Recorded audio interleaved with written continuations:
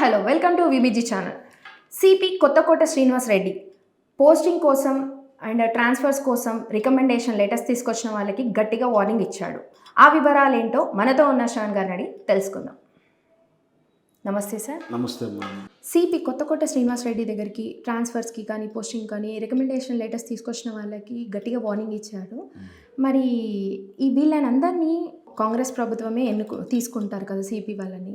మరి వీళ్ళు ఎందుకని వద్దు అని చెప్తున్నారు, గట్టిగా వార్నింగ్ ఇస్తున్నారు. అంటే వాళ్ళు ఎంచుకున్న వాళ్ళే కదా వీళ్ళు, వాళ్ళు పంపిన వాళ్ళే కదా, వీళ్ళు ఎందుకని వద్దంటున్నారు, మీ మాటలో చెప్పండి. ఇక్కడ జనరల్గా ఏంటంటే ప్రభుత్వం మారగానే తమ క్వార్టర్లను మార్చుకునే అలవాటుగా ఎప్పటి నుంచో ఉంది. అది వాస్తవానికి ఈవెంట్స్ ప్రభుత్వ సెక్రటరీని మార్చుకోవడానికి, పర్సనల్ పిఏలు మార్చుకోవడంతో పాటు డీజీపీలను మార్చుకోవడం, దాంతోపాటు ఉన్నతాధికారులను, ఐఏఎస్ ఆఫీసర్ను, ఐపీఎస్ ఆఫీసర్ను రకరకాలుగా మార్చడం, ట్రాన్స్ఫర్ చేయడం అనేది పాలనా పరంగా చేసుకుంటున్నారు. అది ఎంతవరకు సబబు అనేది వాళ్ళకే అంతరాత్మకు తెలుస్తుంది. ఈ విధంగా ఏమవుతుందంటే మన మాట వినని వాళ్ళని, మన మాట మాత్రమే వినేవాళ్ళని అనే ప్రాతిపాదికంగా వీళ్ళు ట్రాన్స్ఫర్లు ఇవన్నీ చేస్తుంటారు. అంటే గతంలో ఉన్న సిపి గారిని మార్చేసి ఇప్పుడు నేను పెట్టారు అంటే తన మాట వింటాడు అనే ఉద్దేశం వాస్తవానికి. సో అలా చెప్పుకోవచ్చు. లేదు గతంలో అతనికి ఏమైనా సీనియారిటీ ప్రకారం రాలేదు అని అంటే ఆయన సీనియర్ ప్రకారం ఆయన పెట్టి ఉండవచ్చు. ఏదైతేనేమి కాంగ్రెస్ పాలన తర్వాతనే అధికారంలోకి వచ్చిన తర్వాతనే మార్పులు జరిగాయి. అయితే జనరల్గా మనకు కాంగ్రెస్ ప్రభుత్వం అన్నా, కాంగ్రెస్ పార్టీ అధికారంలో ఉన్నప్పుడు ఏంటంటే ఫైరవులు బాగా జరుగుతాయని, రికమెండేషన్లు బాగా పనిచేస్తాయి, మనం ఎందులో అయినా ఏ పథకంలో అయినా ఏలు పెట్టేసి స్కీములు చేసుకోవచ్చు అని ఒక ఆలోచన ధోరణి ఉంటుంది. అంటే ఏ పనైనా అవుతుంది, మనం ఒక 4 రూపాయలు పడేసి 4ని పట్టుకుంటే పని అయిపోతున్న ఒక ఆలోచన ధోరణి ప్రజల్లో ఉంది.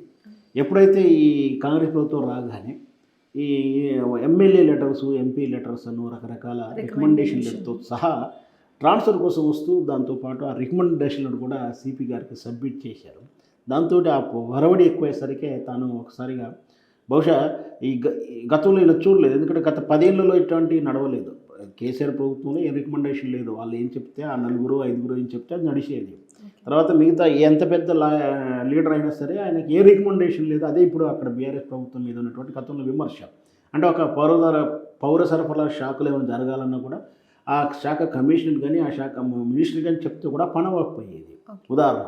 సో అట్లాంటిది ఆ కేటీఆర్, ఆ సంతోష్ ఎవరో చెప్తే కానీ ట్రాన్స్ఫర్లు కానీ అయ్యేది. అప్పుడు లెటర్లు అనే ఒక ప్రాసెస్ లేదు. అంటే సుమారు 10-15 సంవత్సరాల నుంచి ఈ లెటర్ సిస్టమ్ కానీ రికమెండేషన్ సిస్టమ్ లేదు ఇప్పుడు తెలంగాణ పాలనలో. సడన్గా ప్రతి ఒక్కరు కూడా చిన్న లెటర్లు, చిన్న నాయకులు లెటర్ పెట్టుకొని చిన్నదానికి కూడా రికమెండేషన్ అది అఫీషియల్ లెటర్లా తీసుకురావడంతో ఆశ్చర్యానికి గురైండొచ్చు బహుశా సిపి గారు. దాన్ని ఇట్లాంటి రికమెండేషన్ నేను యాక్సెప్ట్ చెయ్యను, నేను ఇలా తీసుకొస్తే ఏసీఆర్లో పెడతానంటే యాక్చువల్గా ఏంటంటే ఏసీఆర్ అంటే పోలీస్ డిపార్ట్మెంట్లో యాన్యువల్ కాన్ఫిడెన్షియల్ రిపోర్ట్ అని ఒకటి ఉంటుంది. ప్రోగ్రెస్ కార్డులా, మనకు మామూలు ప్రోగ్రెస్ కార్డులా ప్రతి ఎంప్లాయీకి ఒక రిపోర్ట్ ఉంటుంది, కాన్ఫిడెన్స్ రిపోర్ట్ ఉంటుంది. ఇతడు ఏం చేసాడు, రేపు పొద్దున్న వచ్చే ప్రమోషన్లకు వీటికి అది ఆ రిపోర్ట్ చూసేనే ప్రమోషన్లు కానీ ఏదన్నా ఉన్నత పదవులు రావడానికి అవకాశం ఉంటుంది. మీరు ఇలా పిచ్చి లెటర్ తీసుకొస్తే మిమ్మల్ని ఏసీఆర్లో రికార్డ్ చేసేస్తాను, ఇట్లా చేయొద్దు అని చెప్పి పోలీసులకు ఇండైరెక్ట్గా హింటూ వార్నింగ్ ఇచ్చినట్టుగా చెప్పొచ్చు. అయితే వాస్తవానికి ఇక్కడ ప్రాక్టికల్గా మనం చూస్తుంటే రికమెండేషన్లు తీసుకొచ్చేది ఎవరిది అంటే ప్రజాప్రతినిధి నాయకులది తీసుకొస్తారు. అంటే ఇప్పుడు అధికారంలో ఉన్న పార్టీ వాళ్ళకి పవర్ ఎక్కువ ఉంటుంది. అధికారం కోల్పోయిన బీఆర్ఎస్ పార్టీ నుంచో లేదా సిపిఐ నుంచో సిపిఎం నుంచో లెటర్ తీసుకొస్తే దాని వాల్యూ కూడా ఉండదు. అంటే ఇప్పుడు వస్తున్న లెటర్లని కూడా ఎవరు అంటే స్థానిక కాంగ్రెస్ పార్టీ లీడర్వి.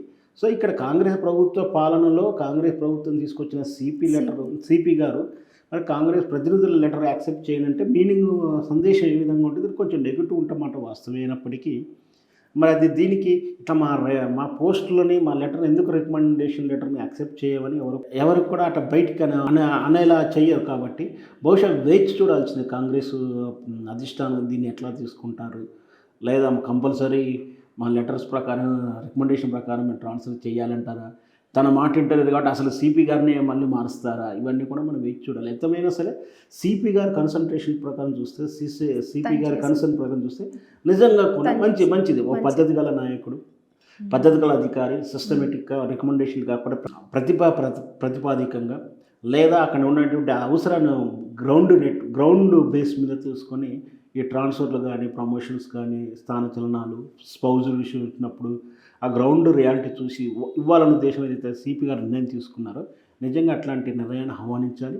రికమెండేషన్ ఏ పార్టీ వల్ల ఏ పార్టీని కూడా అంటే అధికార పార్టీ కానీ ఇతర పార్టీలు కానీ ఇంక ఇతర వ్యక్తుల రికమెండేషన్ ఇట్లా యాక్సెప్ట్ చేయకపోతే నిజంగా ప్రతిభావంతులకు నిజంగా రీజన్ ఉన్న వాళ్ళకి న్యాయం చేయకుండా అవుతుంది. Thank you sir. Thank you. విన్నారు కదండి, సిపి గారు చేసేది కరెక్టే, కానీ ఇది కాంగ్రెస్ ప్రభుత్వం ఎలా తీసుకుంటుంది అనేది మరిన్ని వార్తల్లో మనం తెలుసుకుందాం.